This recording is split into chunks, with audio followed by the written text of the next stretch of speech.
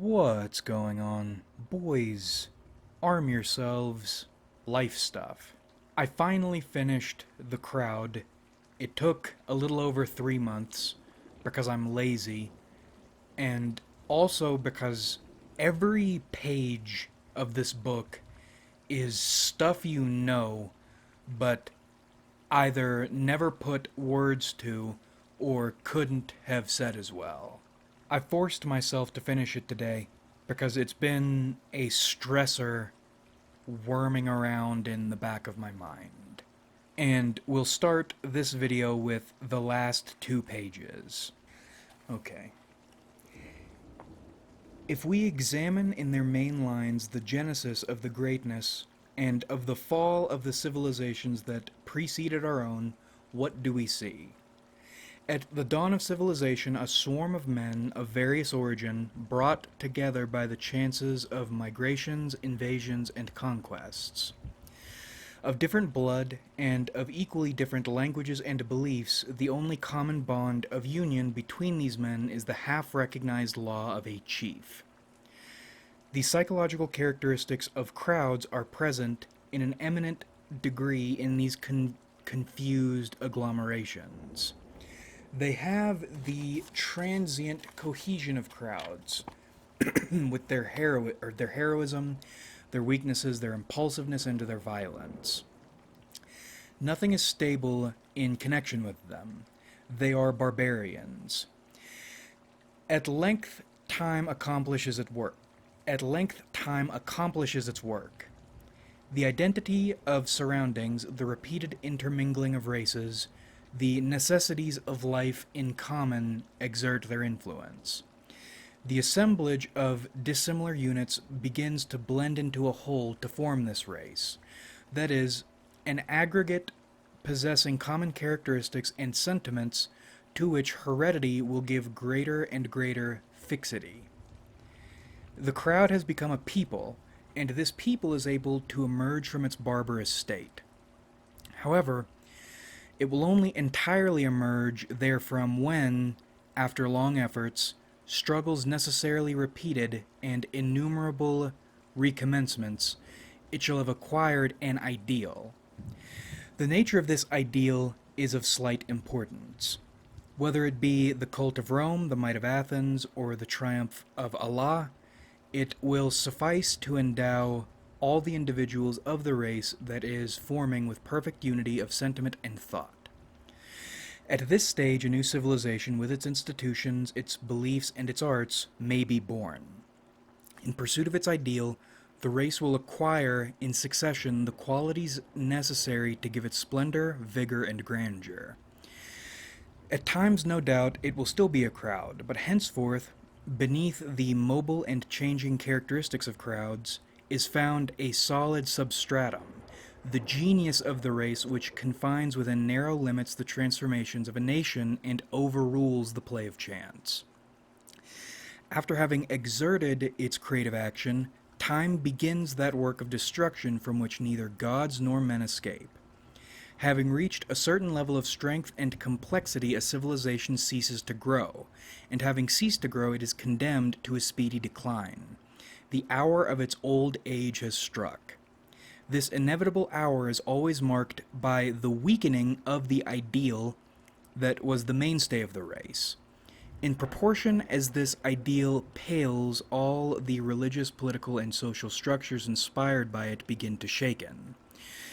When the progressive perishing of its ideal, the race loses more and more the qualities that lent it its cohesion, its unity, and its strength.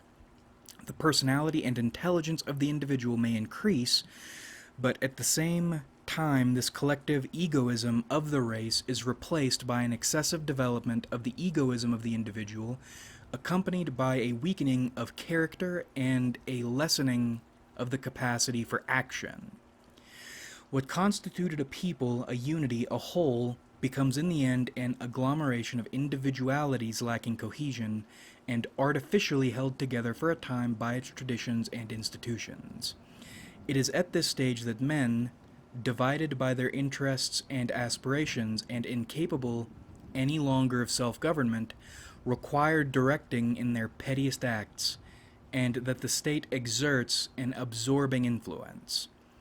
With the definite loss of its old ideal, the genius of the race entirely disappears. It is a mere swarm of isolated individuals and returns to its original state, that of a crowd. Without consistency and without a future, it has all the transitory characteristics of crowds. Its civilization is now without stability and at the mercy of every chance. The populace is sovereign, and the tide of barbarism mounts. The civilization may still seem brilliant because it possesses an outward front, the work of a long past, but it is in reality an edifice crumbling to ruin, which nothing supports, and destined to fall in at the first storm. To pass in pursuit of an ideal from the barbarous to the civilized state, and then, when this ideal has lost its virtue, to decline and die, such is the cycle of the life of a people. I think the best ideas we are ever going to be able to interface with come out of the late 1800s, early 1900s. To clarify here, when Gustav writes race, he means the underlying connectivity of a people. Their assumptions, their remote and immediate factors, so their history, what that history means to them, how they interpret it, how they're going to apply those remote factors to their immediate factors should they run into, and what makes all these individuals alike. The Crowd, a study of the popular mind by Gustave Le Bon, is bitter reading, but it's useful reading. What bothers me, or something I've been thinking about, is with the internet, with the Industrial Revolution, especially with the internet, we are right now, as a species, almost a proto-race. We have all these different cultures of the world, but barring a few, cultural groups are starting to look at other cultures, not as much as them, but as almost this us-them. This us-them meaning not essentially different, but locationally and chronologically different. Or put another way, it's not our culture has a story, it is each culture has a story connected with one larger story. And that is the case, but its effect on the world is a bit different when average Joe is becoming aware of that, even if it isn't accepted or acted on in any positive way. Our assumptions are becoming similar, our problems are becoming similar, our concerns are. And when we start looking at our epoch from the Gustav point of view, I think right now we are looking down the barrel of a series of ugly falls. I can't say for sure what it looks like in other parts of the world, but in first world Western countries, that ideal is gone. That connective tissue is gone. The only thing connecting us is how much we hate each other, and how much we need all sorts of different people to hate. There's no longer a thing we all believe in and are striving toward. Thinking about it, that's probably one of the reasons I am so interested in AI, so hopeful about it. It's something, it stands to be a connective tissue, but it won't be. There's no fixing our way of life. If you are a United Statesian, it's dying, it's done. What's most concerning is the way we as a global proto-race are in the same spot, it looks like. We're like a stillborn species. We didn't even get born, we haven't even been born yet, and we are already rotting. If a superpower race falls, something else gets born. What happens when a global race falls? Is it is everything going to go back to Africa? It seems like writers I like, important writers, tend to focus on North Africa specifically, but Africa in general. Are we all going back to Africa? Is that where humanity's future lies? The first man walked out of Africa, probably to get some milk, and now he's going back because that is one of the largest areas, or seems to be one of the largest areas, that isn't internet poisoned. I'm not sure. The reason I brought all this up is last time we were talking a bit about how it feels like the human experiment is already dead and we haven't realized it yet. And Gustav summed up his study with exactly how and why that sort of thing happens. And what kills me most, and another layer to the no solution, no salvation thing I'm enjoying, is we never learn. Someone can spell it out that clearly. We can read history and see exactly this exact thing happening repeatedly, and we do the same shit over and over and over.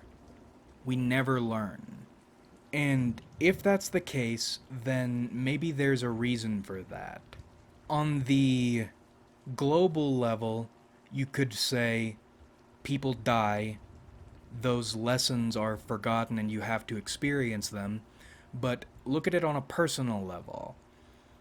You're going to spend most of your life learning and relearning things. Relearning things you have already learned the hard way. Why? What are we doing here? Why are we incapable of learning anything? Or at least internalizing it and applying it? Well, I've been thinking about a lot of things, and we'll go into that consciousness mode shortly, but let's start with crowds and governance. I was under the impression directional politics were a thing and I just didn't know the word for them. But I can't find these ideas discussed the way we think about them anywhere, yet at least. It feels like they should be there. Why can't I find them?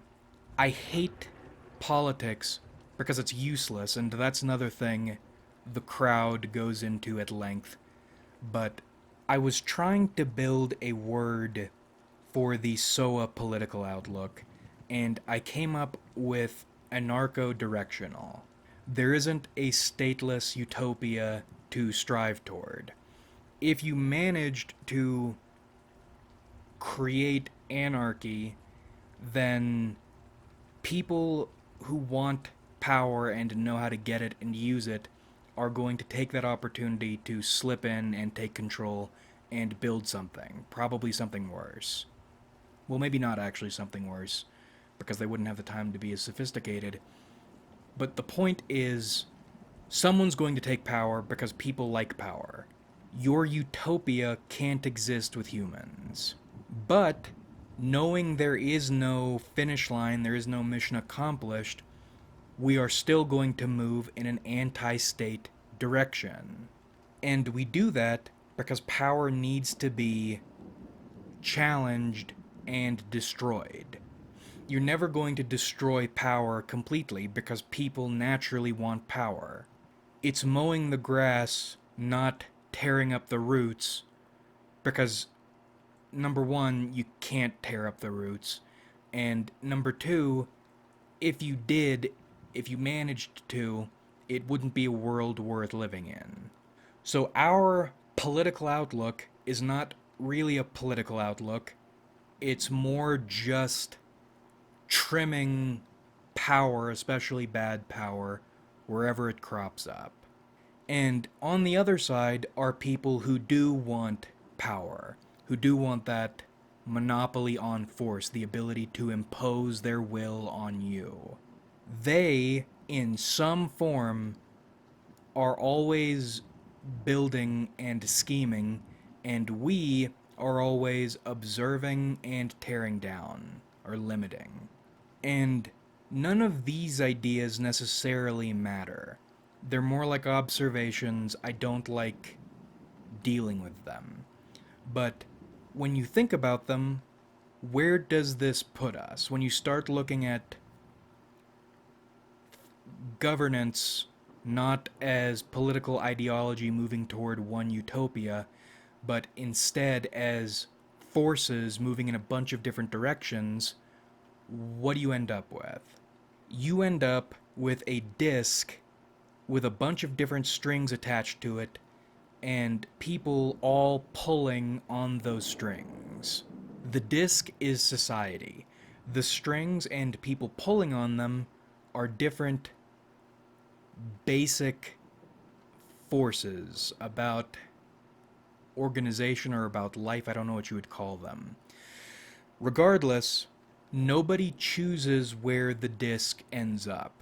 All you can do is try to pull it in your direction as hard as you can, while everyone else does the same, and the sorts of lives we lead, our immediate factors, end up moving around a bunch, but it's the sum of a bunch of different forces.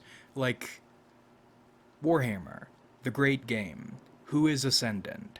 Nobody's ever won. No god, no chaos god has ever won. But some have more say, pull harder, determine closer where that disc is going to end up for a little while. And what would happen if all the strings but yours were removed? The disc isn't going to settle where you want it to settle, it's going to fall because it's suspended, it's kept level by all these other forces pulling on it. Why are you never going to achieve spiritual enlightenment the way you want to? Because if you did, you would cease to serve your purpose, at least in the way you are designed to. Thinking about it, why we have the answers. Humanity has the answers. We know the way this works. Why don't we apply our answers? In the individual example, maybe you can actually learn that Lovecraftian mind-breaking shit. Maybe you will come to a place you will have all the answers in front of you. But either you won't understand them the way you need to understand them to get to where you want to be, or maybe you can understand them, but you're never going to apply them the way you think they need to be applied, or the way someone greater, someone higher could apply them. Or maybe you do apply them, but nothing happens because you would upset an engineered balance. An engineered balance is what I'm talking about. What if we keep doing the same shit over and over and over again, even though we know what's going on, because we're supposed to? Because solving the humanity issue would be the equivalent of breaking a piece of necessary equipment. Even if an individual gets out of the Matrix, even if all the individuals in the Matrix are aware they're in the Matrix, they are engineered not to get out because all they're getting out would break something important to something we don't understand. We talk about gods on this channel a lot, and the golden lens, as above, so below. like the states of consciousness as states of matter thing. Simple, elegant, useful. For years now, I have been conceptualizing my relationship with my God, whatever it is, I don't understand it still, as this symbiotic connection. It governs my or our lives, yes, but it needs us for something.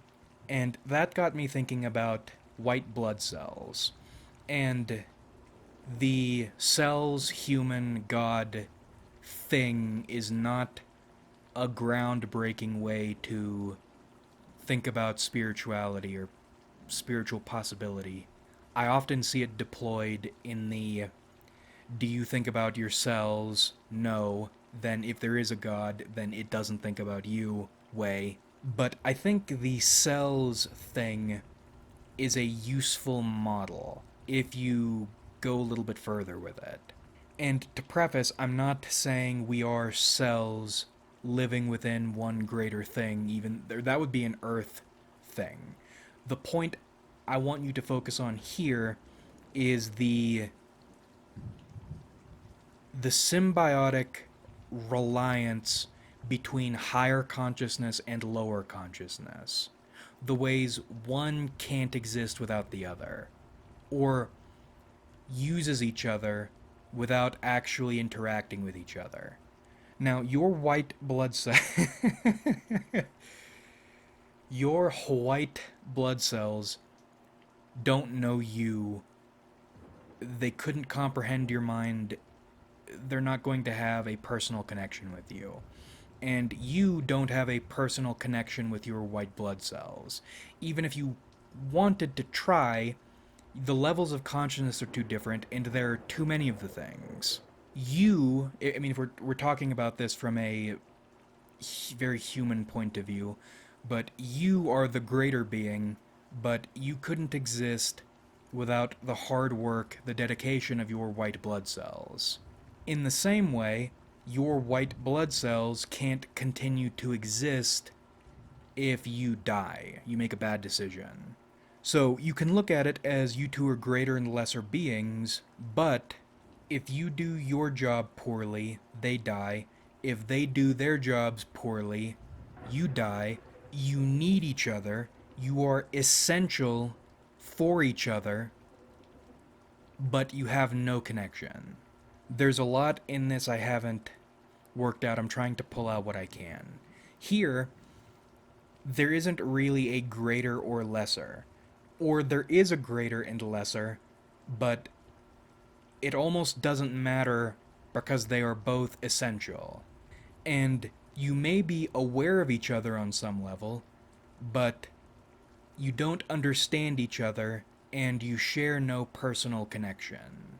Or understanding might be a better word. You share mutual need. Needs based on the desire to continue existing or the fear of death, based on forces outside our control. That goes into the as above thing.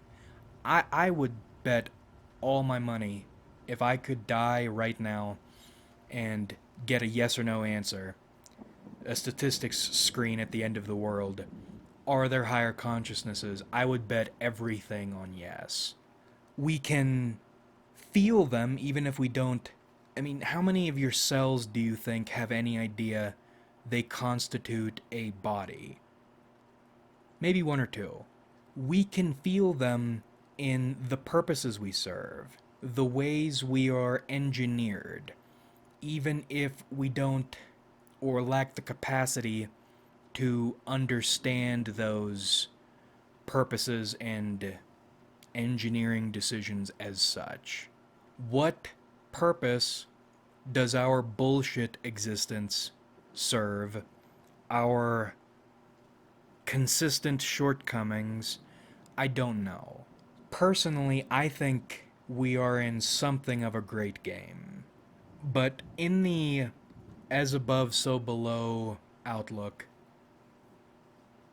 I'm thinking about We spend a lot of time theorizing about higher consciousness.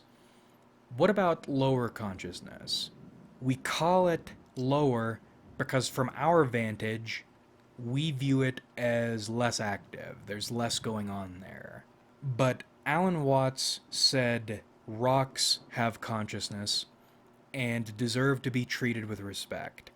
And I took that as cute, but he was dead serious when he said it.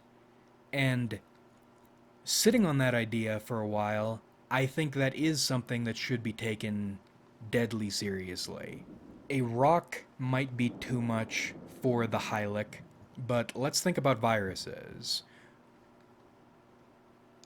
Didn't people come down on the side, or haven't we officially come down on the side of they aren't alive? But then that created questions of what alive means. And then something else happened, like virus bacteria or bacterioviruses. Some weird shit happened, and it screwed everything up.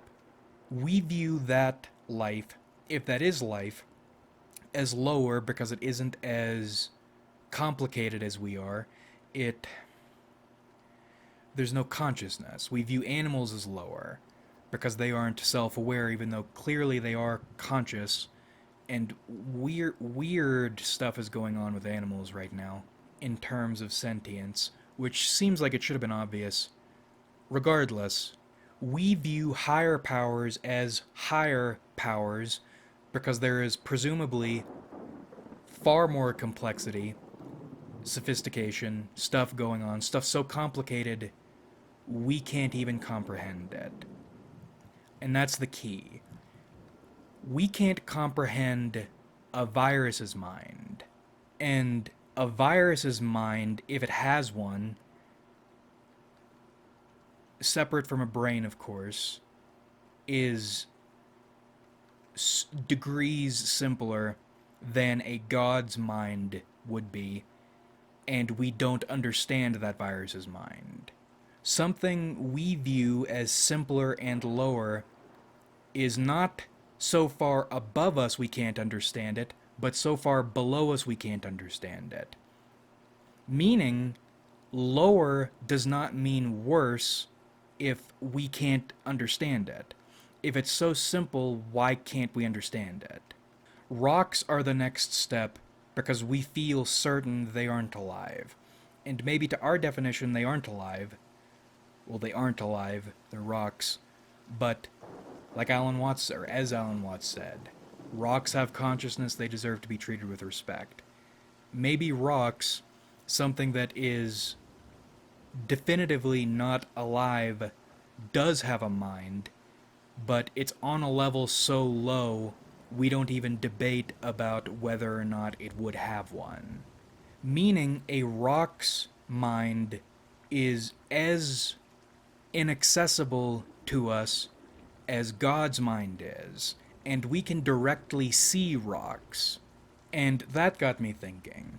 Maybe consciousness or mind, awareness, whatever you want to call it, is not a scale from lower to higher, but instead like positions within a location or on a map. We know we are not actually greater than ourselves. We can't exist without them. They can't exist without us. We need them. They need us. Meaning, in terms of mind, it wouldn't be higher or lower, it would be we as human consciousnesses stand here, and ourselves as other consciousnesses stand there, and rocks stand way over there, and God stands way over there. Different, not higher or lower, not greater or inferior. Maybe God or gods can't access our minds, can't develop those sorts of personal connections with us, the same way we can't develop personal connections with ourselves, the same way we can't access a rock's mind. And I would argue those sorts of religious personal experiences with higher powers can happen, because in those situations, it's not really a personal connection because we aren't meeting them on their level, they are meeting us on our level, or maybe we take something or reach a certain state, we get a little bit closer to their level, but we don't understand them, they don't understand us. And we said it before, we'll say it again, you know, if psychonauts had the ability or had the opportunity to spend a day in the mind or with the mind of an insect, they would do it just to see what that mind is like. All this to say, I don't think it's a mistake humans never learn anything. I don't know what purpose it serves, but it seems like it's serving some purpose. Look, we talked about it last time briefly. Look not at what you see, but at the meaning behind what you see. And I'll need to think more about all this, but Pain World and we, pain people, are built to be like this, and generally are built not to recognize that, all for a reason, so we keep doing what we're built to do for something or some things. I lean on the some things side of things benefit.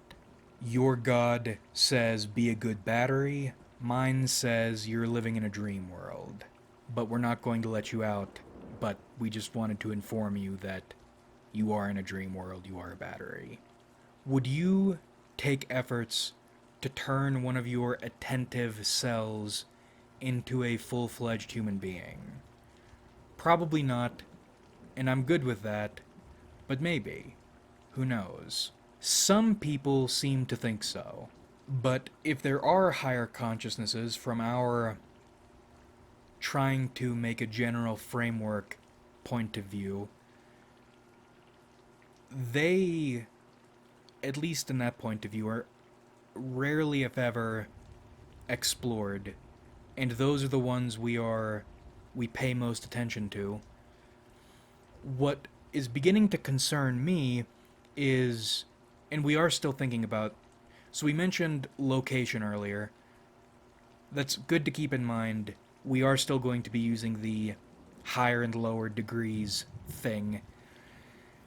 What's concerning me is, what about if there are higher consciousnesses as gods and we explore them only a little bit, really, then what are the lower consciousnesses? What role do they serve? Are there higher gods and lower gods? Would those be the forces of the world? I don't know. What is less conscious than a rock? What is more conscious than a brain? A human brain, or a mechanical brain we're getting to? I don't know.